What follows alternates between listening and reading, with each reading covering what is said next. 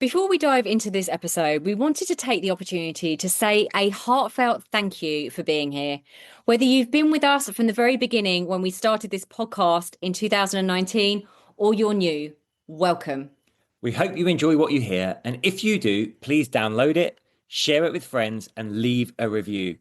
It really helps us get better guests and share the midlife love. In this episode, we're revisiting something we get asked about a lot: midlife nutrition tips. This isn't about complicated diets or biohacks. It's simple principles. How and what should we really be eating in midlife to stay healthy and happy? Because the truth is, the way many of us in our 20s and 30s often stops working in our 40s and 50s. Energy drops, weight creeps up, and recovery takes longer. So in this episode, we're going to share 5 simple nutrition principles for midlife. Practical things you can start doing today that can make a real difference to your energy, your health, and your body as you age.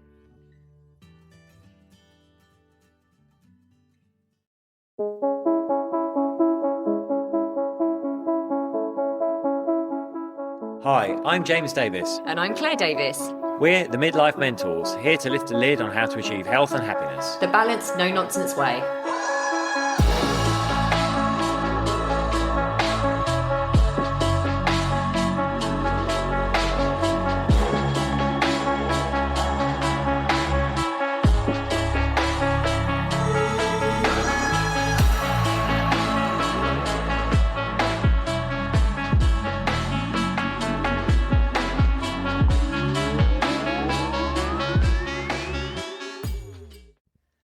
Hello and welcome to another episode of the Midlife Mentors with me, James. It's me, Claire. It's just you and I today, Mr. D. We've had loads of amazing people to interview. And more coming Yeah, as well. more It's coming. exciting. We normally do interview someone else and then you and I and then interview. That's how we try and do it. That's how we try and break it up. Doesn't always pan out that way, does it? No, well, it's just life, isn't it? Life It's doesn't life. always pan out exactly how you expect it to. No, very true. Yes, very philosophical. Today we're going to be talking something we get asked about a lot: nutrition. But we're going to keep it really simple for you. But before we get into that, what have we been up to, Claire? We went to Parma. We did. We went to Parma. So here's the crazy thing: we lived in Ibiza for all those years, but we never went to Parma, and it was so easy. We just jumped on a boat, went over the sea with Lola, our dog. That's generally what boats do. They go on the sea. And we're in Parma and had the best time. And it was also, when we were there, we didn't know it was a regional holiday, Balearic Day.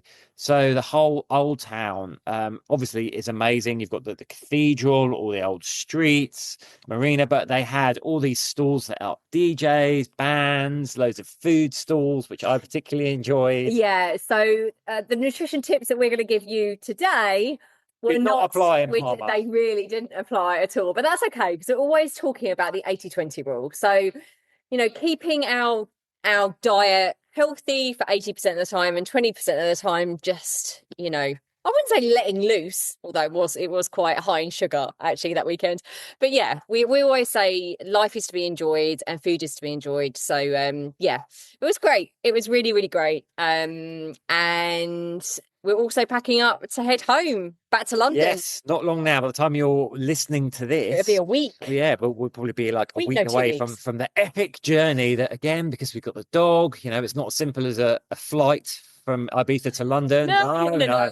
Overnight ferry to the mainland and then driving up through Spain and France. But that'll be fun as well. So yeah, looking forward to being back in London, but not looking forward to the ridiculous price of everything. Because I have to say, everyone's like, "Oh, Ibiza is really expensive," and I'm like, it really, really isn't in comparison to London.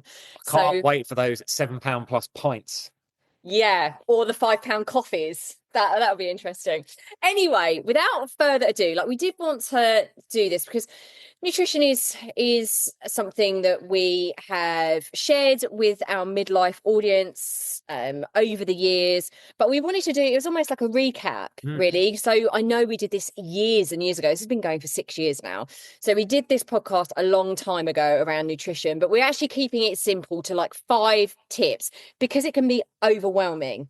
Even since we did that podcast, social media influencers and everyone left, right and centre, menopause influencers, midlife influencers, always talking about the next hack that you can do with nutrition. we're not really into hacks. We're just into like solid information, scientifically backed information to keep things simple because you've got enough on your plate, haven't you? So Indeed. So here are our 5 top tips for nutrition. yeah, so it goes, it might go without saying, but prioritizing protein. And this is the area that most people in midlife, we're mainly under eating the amount of protein that we should be eating. It's probably the single biggest nutrition lever at midlife that we want to implement because as we age, we're naturally losing muscle mass, and that's called sarcopenia. And that's going to affect our metabolism, our strength, our mobility. We don't want to be fragile, do we? And even insulin sensitivity.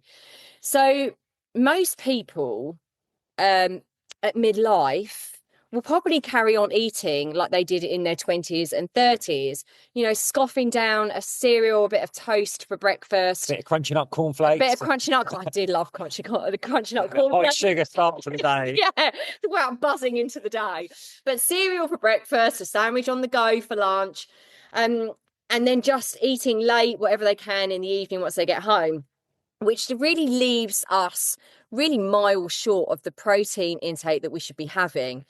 So the simple rule of thumb that we often give clients, and actually, guys, if you're listening to this, we're more than happy to send a kind of like nutrition PDF that we used to have, well, we still do have in the Midlife Method, which was our group coaching program that we ran for many years. We've got so many resources in there. And we've got a PDF that kind of covers this off. So if you want that, please pop us an email at team@themidlifementors.com and we cover all of this off. But basically, as a rule of thumb for protein, it's 1.2 to 2 grams of protein per kilogram of body weight per day. Now that equates to you need to aim for about 30 to 60 grams of protein per meal and build your plate around protein first. This is one of the key things we say. And on that kind of equation, really, working out your protein, it's fairly similar for men and women. Unless you're a guy or a girl, bodybuilding and trying to build huge amounts of muscle, it's going to be fairly similar for men and for women. But as I said, build your plate around protein first, because that actually triggers a hormone called leptin, and leptin makes us feel fuller for longer. So we're not going to be as hungry if we eat more protein. Not going to get those cravings. No, exactly. So some examples, how does that look like in an actual meal? Well, we're massive fans of our protein shake. Again, if you want the recipe for that, give us a shout at that same email address. But it could look like eggs with some, some Parma ham, or it could be some avocado, or it could be Greek yogurt breakfast with some protein powder sprinkled on top to get that protein up, with some nuts and seeds and some berries. It could look like chicken, fish, or tofu at lunch. And then at home, like a steak, a salmon, or lentils if you're vegetarian, something that really ups that protein. But listen, it's trial and error with this. We're not expecting you to be really, really precise about this. We're not asking you to be obsessive about it, but just knowing what that looks like even on a plate. James is going to talk to you about macros in a second, and what that protein looks like with the other macros. But just knowing that you need to up your protein, looking at what is high in protein and planning it throughout the day will massively, massively help give you more energy. It will help you with muscle recovery. It will help you feel fuller for longer. So many amazing things come out of eating more protein. Yes.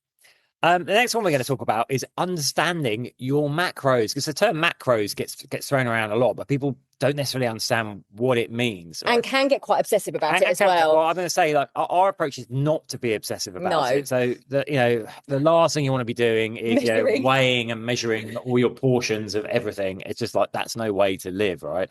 But there's a handy, easy way. I think just understanding the makeup of your plate can really help. So macros, basically food can be pretty much divided into one of 3 categories. It's either a protein, a carbohydrate, or a fat. And now there are lots of distinctions inside each of those, but just think of those 3 main ones. And The truth is, like in our Western diet, we're having really too much carbohydrate generally. Like think of your classic, like massive plate of mashed potato, maybe with a couple of sausages out. That is all carbohydrate with a little bit of protein and fat. Pasta.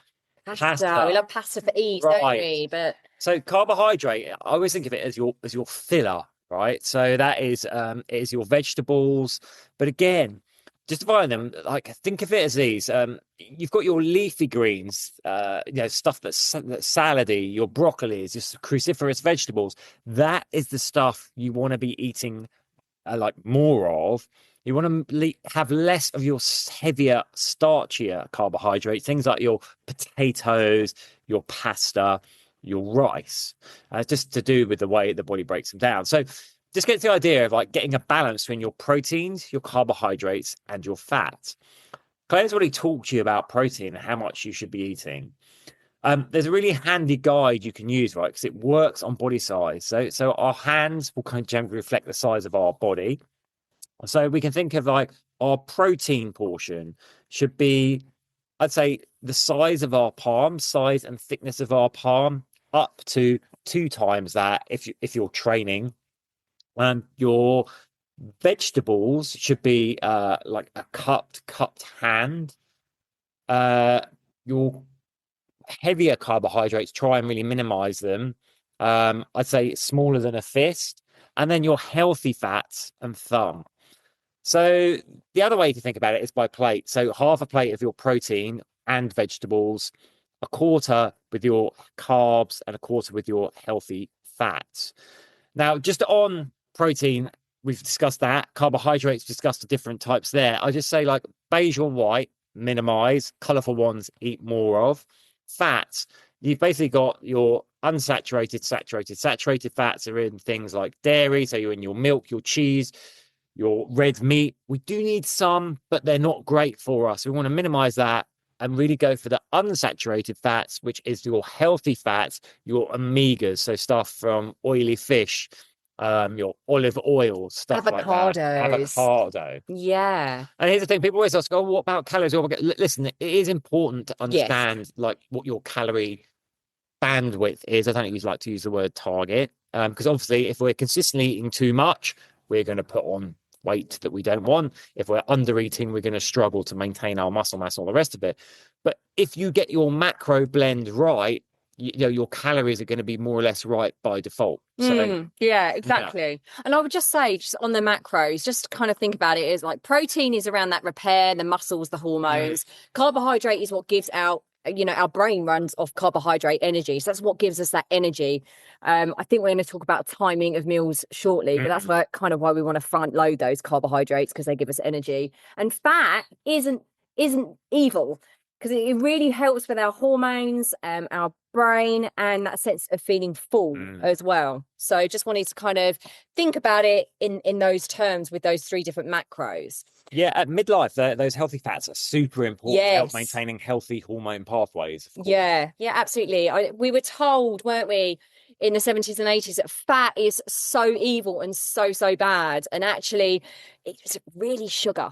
Sugar was always the thing that we should be more alarmed about. And actually, if we're having those good fats, they're really, really going to help us with our energy and all that good stuff. So, hydration. This is one that is really overlooked. And I have to say, I've not been brilliant at this all my life. And when I did 75 hard, which was epic and not something I would necessarily recommend, it really did teach me, actually. One of the things that was a daily target was upping the amount of water that I had. A bit extreme, but I tell you what, the energy over time that I started getting from being more hydrated, I really, really noticed it. So many of our symptoms at midlife can actually be mild dehydration. Not always, but they might be mild dehydration. Fatigue, brain fog, headaches, cravings, like low energy for our workouts. So here's some simple rules, simple targets. Start the day with like 500 milliliters of water before you have that morning coffee, right? James and I do this every single time, because guess what? you've been asleep for 7 to 8 hours, if you're lucky, and you've not had any fluids. So you're dehydrated. So the first thing you want to do is get up and replenish that and have some of that water. And another thing that I said, didn't I, that actually sometimes we mistake being hungry and actually we have mild dehydration.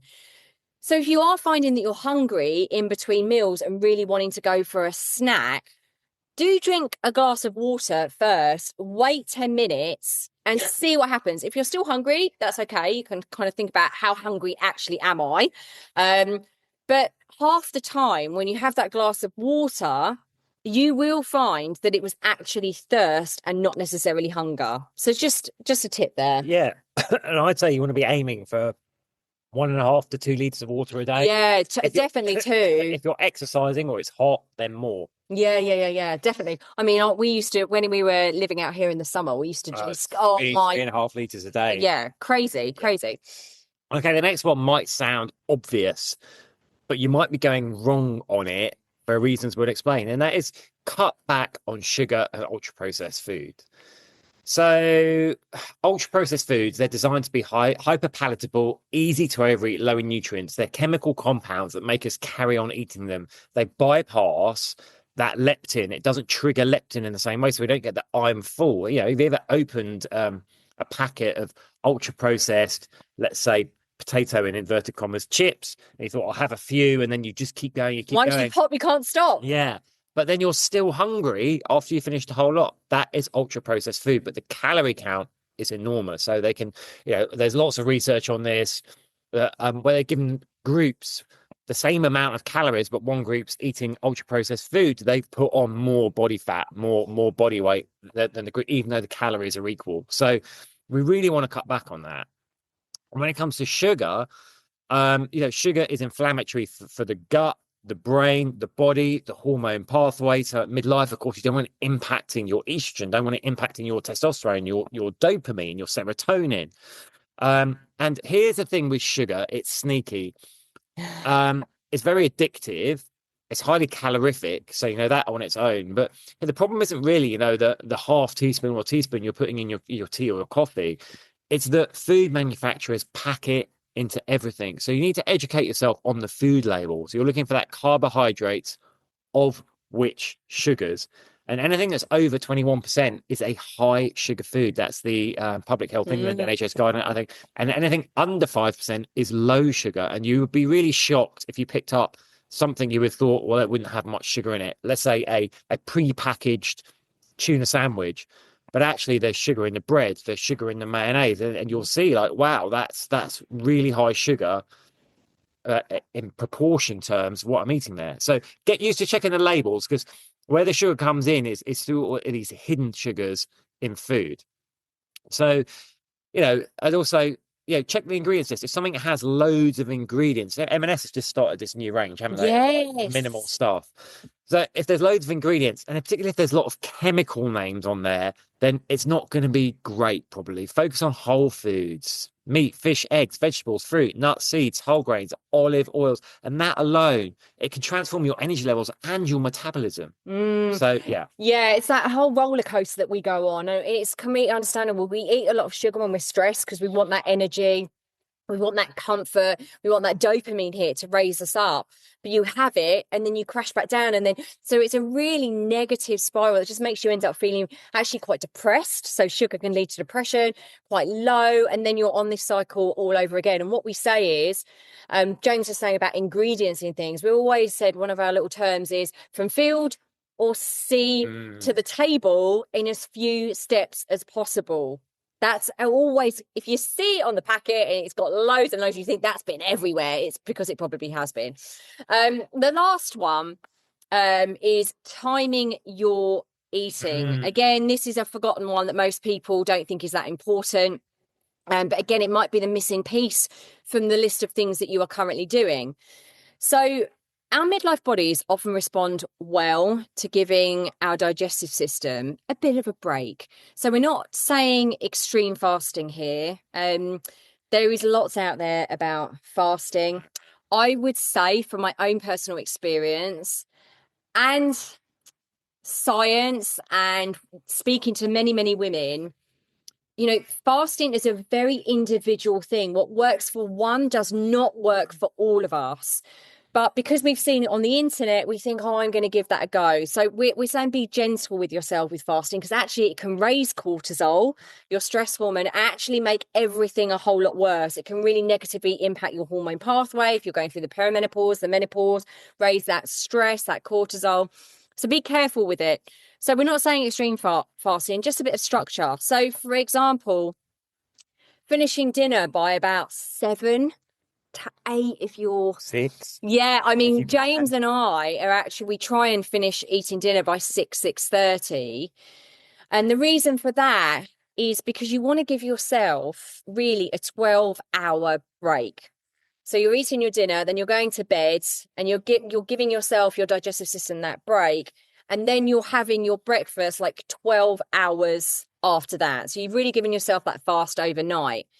And this can really help regulate blood sugar levels. It can just give that digestion a bit of a break and can increase metabolic flexibility. Now, I'd like to talk about metabolic flexibility Go, here I very knew you quickly. would, So, because it's interesting. Well, we're yeah. geeky, but we find it interesting. So, in a nutshell, our bodies can run on two types of energy. They can run on carbohydrate energy or fat energy. So, our preferred energy source is carbohydrate energy. So, when we eat carbohydrates, we produce insulin, and it helps break that down into glucose and glycogen that we use for energy. Anything that we don't utilize then gets stored. So, glucose will first get stored as glycogen, and then after that, the glycogen will get stored as body fat.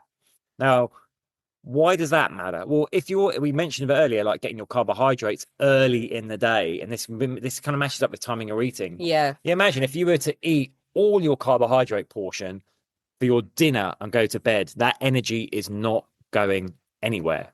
It's going to be stored. You're not utilizing it. Metabolic flexibility, we are designed so the other energy system we have is tapping our body fat. We are actually meant to go to bed running on carbohydrate energy and wake up running on body fat energy, because we're going to have that fast overnight. We should be in what we call ketosis, utilizing body fat for energy. What happens is most of us, because we have busy lives, we're on the run, we get home, we have that evening meal late. It's usually our biggest meal of the day. It's heavy. So we wake up still utilizing carbohydrate energy. So just to get used, I always say hack this, like eat dinner as early as you can, push breakfast back as late as you can, but being mindful, like Claire said, of your lifestyle factors and stress. But yeah, have your carbohydrates for your breakfast and your lunch. Load them early in the day. Yeah, and one of the things I would also say about those, we could talk about this forever, like more and more stuff's coming into my head, but we want to keep this simple. But one of the things I would say is we're not saying don't eat any carbs in the evening. James was talking about those kind of carbs, where like vegetables, leafy greens, all of that kind of stuff. But what we're saying is that massive bowl of pasta, that massive load of mashed potato isn't going to serve you well. But also, it's not just about that body fat. It's about how you wake up in the morning. You actually have more energy. If you don't go to bed with this really, firstly, if you go to bed on a full stomach, your digestive system is working overtime. That's going to raise your body temperature. And if us ladies are struggling to get to sleep and have insomnia, your body temperature is going to be rising. You'll probably have hot flushes. You probably won't be able to sleep as well because your body's digesting. But also, it's just very heavy and you won't wake up with as much energy. If you have that kind of lighter evening meal, you will wake up with more energy in the morning, which is what we want. We don't want to wake up like sloths, like I used to. So there we are. Let's just tap into those. We're just going to say, number 1, prioritize protein. 2, understand your macros. Number 3, hydration. Number 4, cut back on sugar and those ultra processed foods. And time your eating / macros. So yeah, honestly, listen, these are principles that you can utilize. Like Claire said at the start, it's about 80-20, right? Yeah. So typically we try Monday to Friday. This is what we abide by. At the weekends, have what we want. And that's when we should be going. Also, because they're principles, they're easy to remember and they're flexible. The last thing we want is you obsessing over, portion sizes, calorie counts, all that kind of jazz, because you don't really need to. So I hope that helps. If you do want the resource that gives you more information on nutrition, like Claire said, drop us an email, team@themidlifementors.com. Perfect. Lovely. And we'll put that in the show notes, and we are sending you lots and lots of love. Yeah, next time we come to you, I think we'll just be about to leave Ibiza, but woo! Take care, everyone. Bye.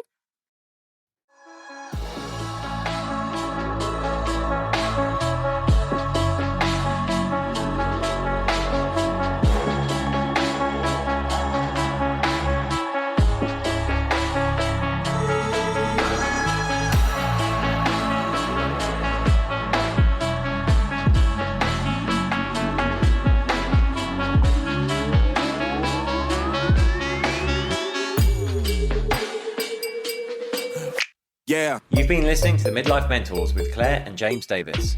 We'd love to hear from you. So drop us a line at info@themidlifementors.com with any questions or topic suggestions. And make sure you join us on our Facebook page and YouTube channel. You can find us under the Midlife Mentors. Yeah. What?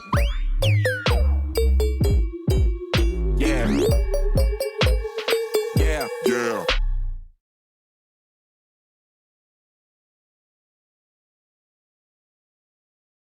Thanks so much for listening to this episode. And don't forget to take the Midlife Reset Audit now to receive personalised insights into what's holding you back from living your healthiest, happiest midlife. So go ahead and take the audit now at themidlifementors.com/audit.